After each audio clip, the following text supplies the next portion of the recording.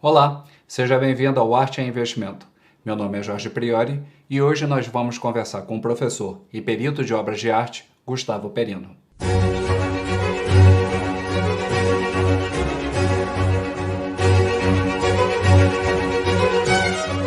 Antes de iniciarmos, gostaria de convidá-los a se inscreverem no canal Arte e Investimento. Com relação à entrevista, os temas e os respectivos tempos estarão relacionados na descrição do vídeo. Gustavo, seja bem-vindo ao Arte e Investimento. Muito obrigado, Jorge. Muito obrigado pelo convite e pela proposta de falar de um assunto diferente. Gustavo, como você avalia o impacto da pandemia no mercado de arte e a importância da peritagem? Bom, normalmente o mercado de arte, nos momentos de crise, se vê afetado muito, mas existe a possibilidade que muito investidor, que normalmente quando a economia está bem, está investindo em diferentes tipos de carteiras, diferentes tipos de mercado, quando a economia entra em crise, o investidor vai mais para se refugiar no seguro. E aí a arte oferece certa segurança que outro tipo de investimento não oferece.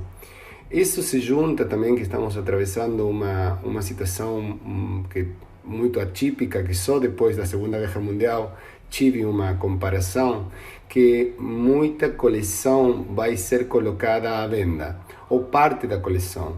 Isso responde a diversos motivos, pode ser motivos econômicos, mas também, infelizmente, tem pessoas, né, de idade avançada que era quem colecionava e agora eles se viram afetados pela pandemia e as famílias decidem começar a vender parte da coleção. Isso também se acrescenta à problemática que estão atravessando muitos museus do mundo, onde é inédito, mas estão sendo autorizados a vender parte dos seus acervos para poder garantir que a instituição continua aberta. E a peritagem, nesse sentido, tem todo a ver, porque todo tipo de obra que vai ser colocada no mercado, todo tipo de transação que vai ser efetiva, só tem sentido se a obra e a peça é original e está bem identificada. Então, estamos em um mundo onde tem um grande número, uma grande porcentagem das obras que estão em circulação no mercado tem problemas sérios de identificação. Então, aí a peritagem acadêmica interdisciplinar vem a oferecer certa segurança na transação e oferece garantias, seja para o vendedor ou para o comprador. Gustavo, qual é a diferença entre um parecer técnico e uma peritagem? No mercado, normalmente, para comprar ou para vender uma obra, seja o comerciante, ou seja, quando você vai vender, vão pedir a obra é o objeto que vai ser vendido, e sempre se pedem papéis, sim? Qual é a documentação, qual é a famosa provenance. Antes de responder a essa pergunta, diferenciar entre o que é um parecer técnico e uma peritagem, eu vou falar só um pouquinho, se você me permitir, sobre certificados de autenticidade. Sim? O famoso certificado de autenticidade é um papel, sim, que muitas vezes é o próprio artista que emite uma declaração sobre a autenticidade dessa peça. Há vários tipos de certificado de autenticidade. Em outros casos, o certificado é assinado por uma pessoa que é um conhecedor do artista, é um conhecedor, um historiador desse artista, desse movimento, e ele quem detenta certa autoridade sobre as obras. Então, muitos certificados de autenticidade são um simples papel, sim, que fala um pouco da ficha técnica da obra, e essa pessoa que assina garante a autenticidade. Durante todo o século XX, isso foi a norma, isso foi o padrão. Com a intervenção tecnológica e com a evolução da pesquisa em arte, cada vez se vê mais questionado, precisamente porque a indústria da falsificação de obras de arte é tão grande assim como a indústria da falsificação dos certificados de autenticidade. Então, é importante ter a provenance ou proveniência é onde essa peça esteve antes de chegar ao mercado agora, a quem pertenceu, quem foi o comprador anterior, qual é o registro de venda. Isso é muito importante para o mercado, mas estamos em momentos de ter que pesquisar sobre a obra em si, não sobre os seus papéis. Então, aí respondendo um pouco a tua pergunta sobre o parecer técnico e uma peritagem, um parecer técnico é um termo utilizado e é uma atividade que muitos profissionais de distintas disciplinas utilizam. É uma opinião profissional. Essa opinião profissional pode desenvolver um laudo com assinatura ou pode ser uma opinião profissional oral. Nesse sentido, um parecer técnico serve muito para quando uma pessoa vai comprar ou para até quando um comerciante vai vender e ter uma visão do perito, ter uma visão do profissional experto em obras de arte para, pelo menos, estar tranquilo de que o estado de conservação, a antiguidade da peça, tem certa coerência com o artista que ostenta a sua assinatura. Então, um parecer técnico só acontece depois que o perito pode revisar a peça. Essa revisão é uma revisão organoléptica por todos os sentidos que o perito tem, mas com intervenção mínima de tecnologia, de amplificação, de lupas e demais. E esse parecer técnico, no caso de desenvolver um laudo por escrito, vai conter uma ficha técnica, dados do estado de conservação da peça, um relevamento fotográfico pormenorizado, que acontece com a assinatura que tem na peça, as inscrições que tem no frente, que tem no verso, e também esse laudo vai conter toda a informação que a peça tem sobre a proveniência, sobre a sua provenância, e a assinatura do perito. O perito, nesse sentido, está dando uma opinião formal sobre essa obra que ele está observando, está descartando inicialmente sinais grosseiras de falsificação. Sei lá, uma obra que o artista faleceu há 20 anos, como mínimo, sua última obra tem 20 anos. Então, aí o parecer técnico tenta determinar que a antiguidade dessa peça tenha como mínimo esse tempo, sim? Já uma peritagem é um trabalho interdisciplinar. Sempre que falamos de peritagem e você me está entrevistando, eu sou perito acadêmico e interdisciplinar, mas peritagem é muito abrangente, né? Tem pessoas que são conhecedores que realizam peritagem. No meu caso, eu vou te contar como é nosso trabalho de peritagem, que está alinhado que se trabalha internacionalmente. Uma peritagem é uma pesquisa acadêmica, é interdisciplinar, ou seja, o perito lidera uma pesquisa, consulta diferentes especialistas, cada especialista aporta do seu conhecimento argumentos para que essa conclusão tenha solidez e, no caso de chegar a necessitar, muitos casos necessitam, intervenção tecnológica e científica. Essa intervenção científica é para determinar a antiguidade, sim, pelo meio de estudo físico-químico, determinar a antiguidade do suporte, do material e comprovar fehacientemente, com comprovação científica, que esse material, que essa capa pictórica tem pelo menos a antiguidade que ostenta a estética da obra. Só para ordenar um pouco quais são os passos de uma peritagem, a peritagem abrange um parâmetro contextual, que se tenta determinar a que época pertenceria essa peça, em que fase do artista, onde morava o artista, se o artista trabalhava sozinho, trabalhava num ateliê com alunos, a condição social do artista, ele podia comprar tintas importadas ou só comprava tintas nacionais, ou seja, qual é o leque de opções que tinha esse artista para produzir obra. A partir dessa produção, vamos tentar procurar as coincidências com a obra que está sendo questionada. Depois desenvolvemos o parâmetro estético, ou seja, essa obra tem correspondência com a fase do artista, com o momento. Sei lá, um artista faz retratos, né? Ou melhor, durante essa década ele fazia muitos retratos, e eventualmente aparece uma natureza morta. Essa natureza morta pode ser algo totalmente inusual, mas pode ser real. O artista decidiu fazer, porque o artista também tem um contexto, né? Tem uma vida, tem uma situação econômica, e muitas vezes o artista faz o que ele gosta, o que ele transcende com a obra de arte, mas também faz outro tipo de obras de arte para ser vendidas no mercado. Então aí o parâmetro estético faz toda uma avaliação estilística, linguística, para tentar encontrar essa correspondência, essa fatura técnica que se chama.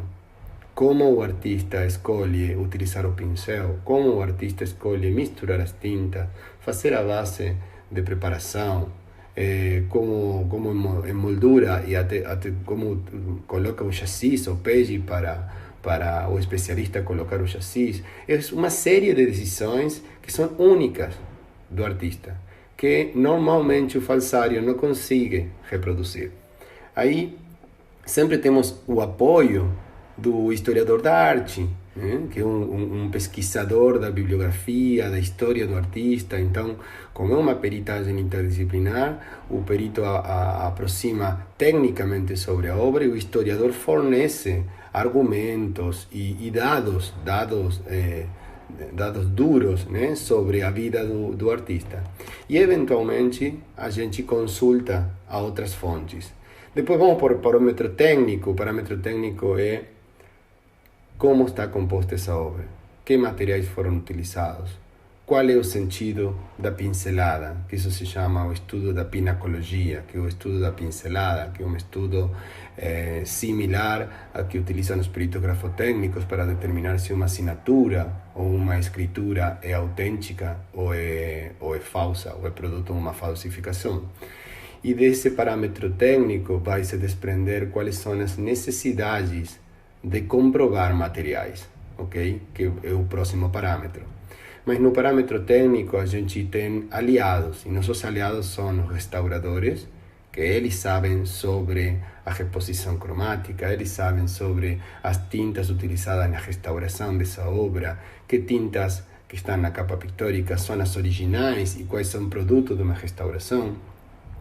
E depois o perito grafotécnico. O perito grafotécnico, se a obra de arte no frente tem uma assinatura, uma data e um local, que às vezes tem toda essa informação, aí o perito grafotécnico especializado em obras de arte, sim, porque tem que se especializar em um material, em um suporte que não é tradicional para eles até podem fazer uma peritagem grafotécnica independentemente da peritagem de arte. E no final concluir juntos que ambas coisas se correspondem com a mão do artista. E o parâmetro tecnológico, o parâmetro científico, nossos aliados são os cientistas do laboratório, o químico, o físico, que oferece um leque de possibilidades para tentar determinar se esse pigmento pertence à primeira metade do século XX, ou se esse suporte era comum, ou a antiguidade da fibra que compõe o suporte realmente pertence ao século XIX, ou já está sendo utilizado um material mais moderno. E essa informação permite ao perito acabar de confirmar cientificamente todas as confirmações prévias nestes parâmetros, sim? Deste jeito fica mais fácil para entender quais são os passos, mas em algumas pesquisas se trabalha em todos os parâmetros em simultâneo, sim? De acordo à disponibilidade de tempo e recursos, sim? E por último, nunca se deixa fora as instituições que têm informação sobre o artista, que têm informação sobre o seu acervo, ou são proprietárias de um grande acervo do artista, museus, fundações, a própria família. Sempre nós, quando realizamos uma peritagem, tentamos entrevistar a família, tentamos entrevistar a esse especialista, a esse conhecedor, porque todas as vozes podem ajudar, né, na determinação da autenticidade da obra. E ante toda uma conclusão positiva de todas estas provas, se determina que essa obra se corresponde com a obra do artista. Ou seja, a diferença grande entre um parecer técnico, que é uma opinião do que se está olhando, a uma peritagem, que a peritagem é uma comprovação técnica científica e só se transmite no laudo final o que se conseguiu provar. Sim? Se conseguiu provar que pertence à primeira metade do século XX, se conseguiu provar que esteticamente tem uma correspondência com a fase do artista que ostenta a data da assinatura, se posso comprovar que o sentido da pincelada, os pincéis utilizados e o jeito de pintar do artista tem correspondência, e se posso comprovar tecnologicamente que o suporte tem uma coerência com as tintas utilizadas e até a madeira própria do chassis, por exemplo. Tudo isso conforma um laudo final, que muitas vezes tem muitas folhas, sim? Entre 60, 70 até 100 folhas de comprovação técnica científica.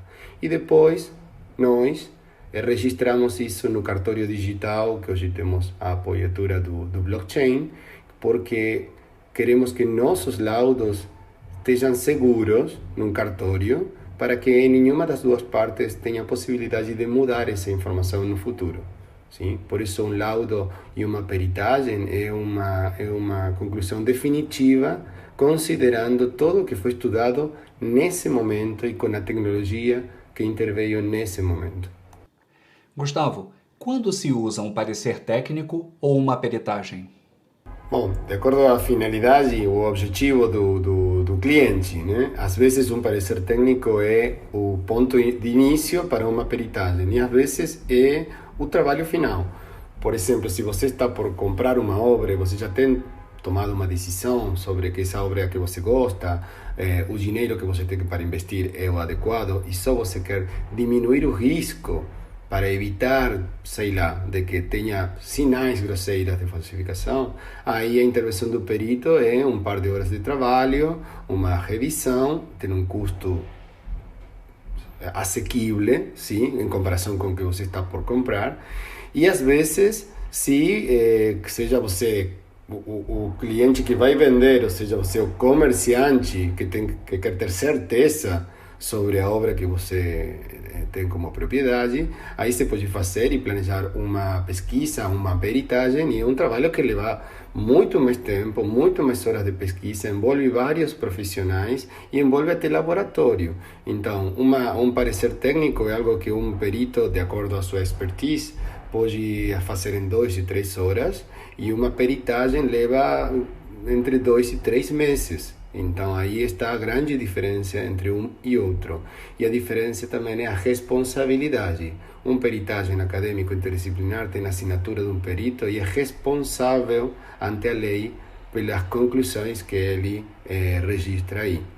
E o parecer técnico é uma opinião profissional, porque aí não está se comparando essa obra com outras. Simplesmente aí o perito está observando a ver se a obra aparenta ter a antiguidade que deveria ter e o estado de conservação, se tem manipulações e diferentes elementos que às vezes com 40 minutos de intervenção de um perito essa obra é descartada porque, sei lá, tem o pigmento fresco e o artista faleceu há 30 anos. E isso acontece muito. Gustavo, quais são os cuidados que uma pessoa pode tomar antes de contratar um perito? A pessoa pode fazer muita coisa. A pessoa primeiro tem que conhecer muito, tentar conhecer ou procurar informação sobre o vendedor, né? Nós estamos colocando-nos do lado do cliente. Um cliente que quer comprar, um colecionador que quer comprar, ou um amador de arte que quer comprar uma obra, primeiro tem que procurar todas as informações disponíveis, questionar o vendedor, consultar, pedir informação sobre a proveniência, sim? Tipo, se um vendedor está vendendo uma obra, ela deve ter informações prévias, não ficar conforme só com pertenceu a uma grande coleção. Qual foi essa coleção? Temos papéis, temos alguma documentação, a obra pode ser revisada. São perguntas que vão dar mais confiança ou vão dar algum sinal de que algo está errado, sim? Se o vendedor está convencido de que a obra que ele tem é original e autêntica, não deveria ter problema nenhum em deixar que alguém revise por você. eu sempre faço a comparativa, né? Quando a gente vai comprar um carro, a gente não só acredita na fotografia da publicação, a gente tenta se encontrar com o vendedor, faz uma revisão dos papéis e até leva o carro a uma oficina para que um mecânico, neste caso, confirme que o carro está em condições. Não é muito diferente ante uma decisão de compra, mas previamente na sua casa o comprador pode fazer muita pesquisa, tem sites de documentação, tem sites que oferecem informações sobre as provenâncias das peças importantes e também às vezes o próprio cliente pode consultar um perito não para um parecer técnico, sino para, olha, nesse caso, né? Olha, Gustavo, eu vou comprar, este é o valor de venda. Você pode fazer uma avaliação comercial e aí eu faço uma pesquisa sobre base de dados sobre as vendas desse artista para saber se essa oferta é uma oferta que está dentro do padrão ou se é uma oferta muito atrativa, né? E se algo está muito barato, algum problema pode trazer essa compra, mas podemos limitar as possibilidades de risco com uma revisão sobre a obra. Gustavo, qual a importância da documentação que comprova a procedência de uma obra de arte? Na minha visão como perito, a procedência, a provenância é absolutamente secundária. Isto não acontece com o mercado, tá? Para o mercado, a proveniência e os papéis são muito importantes. E eu entendo isso. Ou você como comprador vai comprar uma obra, que é melhor que comprar uma obra que tem toda a documentação, toda a papelada, fatura de compra, origem e demais. Mas quando essa obra chega a nós como peritos, eu devo comprovar o que a obra tem para oferecer, não sobre os seus papéis. Eventualmente, quando a obra tem comprovação técnica científica de que é uma obra original, aí o perito pode fazer uma pesquisa para saber se também os papéis são originais e autênticos. Sim?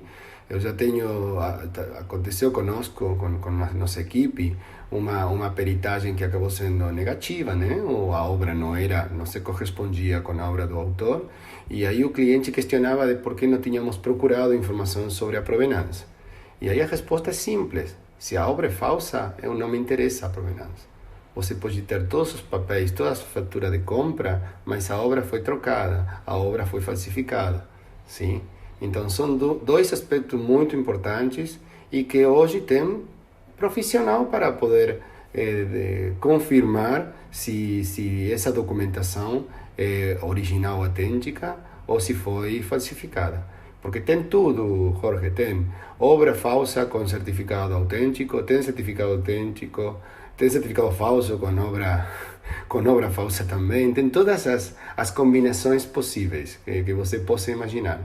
E, por último, é uma resposta muito simples. É mais fácil falsificar um documento que uma obra de arte. Então, a indústria da falsificação de documento é tão grande assim como a falsificação de obras de arte. De fato, tem laboratórios que parte dos seus serviços é especificamente comprovar a proveniência. Também aí temos que diferenciar qual é o mercado onde a gente está trabalhando. Nós, Latinoamérica, temos um jeito de ser, nossa idiosincrasia, que não temos um costume aprofundado de documentar, de registrar, sim? Mas na Inglaterra, que são os líderes no registro, você pode procurar uma peça que tem 2 séculos, né? Tem 200 anos, e você ir às fontes e encontrar a fatura de compra dessa obra. Então, a provenância depende de qual seja o mercado e qual seja o artista, vai ser mais relevante ou menos relevante. Sim? E, por último, até não muito tempo atrás, a provenância e esse papel era um escrito sobre um papel, não tinha nem foto sobre a obra. Então, como eu sei que esse texto se corresponde com a obra que está aqui? Pode ter as mesmas medidas, mas e a fotografia que vincula uma coisa com a outra? Então, aí, esses documentos que são originais, que ficaram dando voltas pelo mercado, são utilizados para justificar obra falsa. E por outro lado, todos nós, em nossa casa, temos possibilidade de perder documentação, por diferentes motivos. Sim? Perder documentação, levamos o quadro e a pasta que estava segurada em algum lugar se perdeu. sem falar de acidentes e sinistros que pode ser até um incêndio ou um alagamento, né? Então essa pessoa tem uma obra que é original, que ele sabe que é original, mas perdeu os papéis.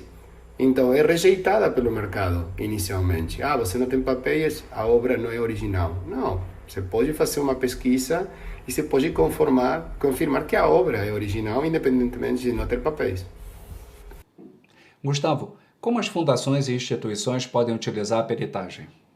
Felizmente está mudando o paradigma, né? As instituições sempre foram muito fechadas para si, tem isso tudo muitos motivos, sim, para não abrir a informação, não abrir mão da informação que é reservada e sigilosa da instituição.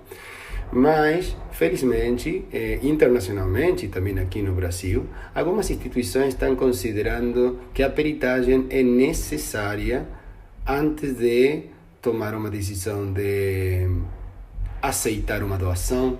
Sim? Muitos museus nossos têm suas coleções produto de doações. E desde há várias décadas atrás para aqui, os museus estão fazendo uma revisão. Ok, você quer doar, mas vamos revisar a obra. E aí o trabalho do restaurador é super importante, o restaurador do museu, o curador, o historiador do museu, mas também tem que se incorporar a figura do perito. Porque o olhar do perito não tem nada a ver com o olhar do historiador. Nenhum é mais importante que o outro, tem que trabalhar em conjunto. E já tem vários exemplos de fundações e de instituições que se protegeram ante a lei por fazer uma pesquisa certa com profissionais independentes. Gustavo, para finalizar, você podia contar para a gente alguns exemplos da importância do uso da peritagem? Exemplos bons, exemplos ruins? Bom, vamos a falar de exemplos bons e felizmente na imprensa internacional se está fazendo eco de muitos casos onde a peritagem está otorgando luz sobre algo, na verdade, na real, o mercado de arte tem uma característica que todo mundo vai concordar, que tem às vezes uma falta de transparência, né? E nessa falta de transparência, todo tipo de pesquisa que aporte informação e que essa informação possa ser documentada, realmente traz luz sobre o assunto. Eu posso te mencionar dois casos, um caso mais local, aqui do Brasil, e um caso internacional, recente.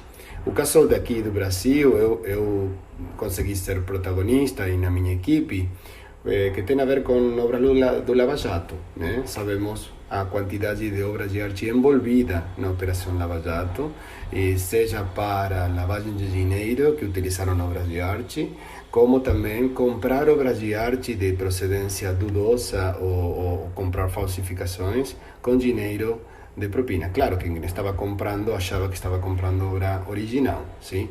Então, num caso, eu participei de uma licitação de uma instituição pública aqui do Brasil, muito importante, e eles estavam por receber uma obra proveniente do Lava Jato, e eles, antes de aceitar essa obra como parte da devolução, né, do réu, eles falaram, não, vamos fazer uma peritagem sobre esta obra, uma obra avaliada em quase R$1 milhão.